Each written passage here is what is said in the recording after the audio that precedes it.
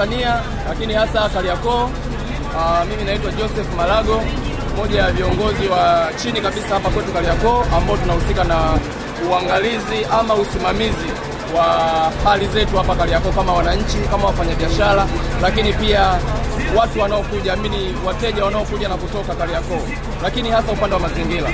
Tulikuwa tuna changamoto hapa Kariakoo, hapa mtaa wa Masasi. Changamoto yetu ilikuwa kuna hii chemba ambayo ilikuwa imepata shida kidogo, imetoboka. Kwa hiyo kwa takriban kama wiki 2 mpaka 3 kumekuwa kuna changamoto ya maji machafu yamekuwa yakitiririka kwenda chini.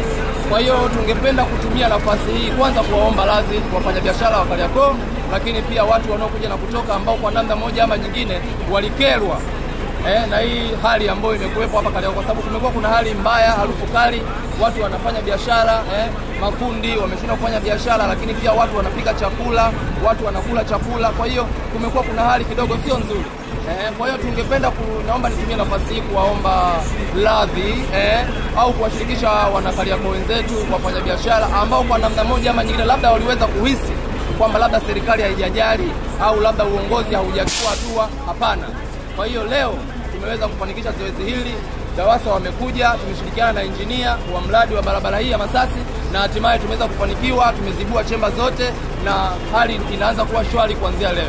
Kwa hiyo nitumie nafasi hii kuomba radhi sana wafanyabiashara wenzangu, wakazi wa Kariakoo na watu wote wapita njia ambao walikerwa na hali hii. Tunasema asante sana kwa ushirikiano wenu wananchi, lakini pia DAWASA, injinia na sisi wananchi ambao tumekuwepo hapa kujaribu kufanya hili zoezi liweze kuisha salama na hali nzuri iweze kurejea kama mwanzo. Asanteni sana. Mimi naitwa Joseph Malago, kiongozi wa Chama cha Mapinduzi kata ya Mchikichini, ambaye niliona kuna umuhimu wa mimi kuingilia swala hili kwa sababu serikali yangu, serikali inaundwa na Chama cha Mapinduzi na sisi ndio Chama cha Mapinduzi. Kwa hiyo nilichukua hatua kwamba nimtafute nani ili tuweze kufanya tatizo hili liweze kuisha, na tumefanikiwa. Tunamshukuru sana viongozi. Mheshimiwa mbunge, tunakushukuru sana, tumekupigia simu, umetupa mwongozo na umetusaidia. Mheshimiwa diwani wangu mteule Nurdin Sheta, nakushukuru sana brother, umetoa msaada na tumeweza kuleta gari hapa limeweza kutoa. Kwa hiyo niwashukuru sana viongozi wangu ambao wameniwezesha hili, lakini pia wananchi wenzangu wa hapa kwa hili. Nashukuru sana. Naitwa Joseph Malago, mwabeja sana. Asante sana.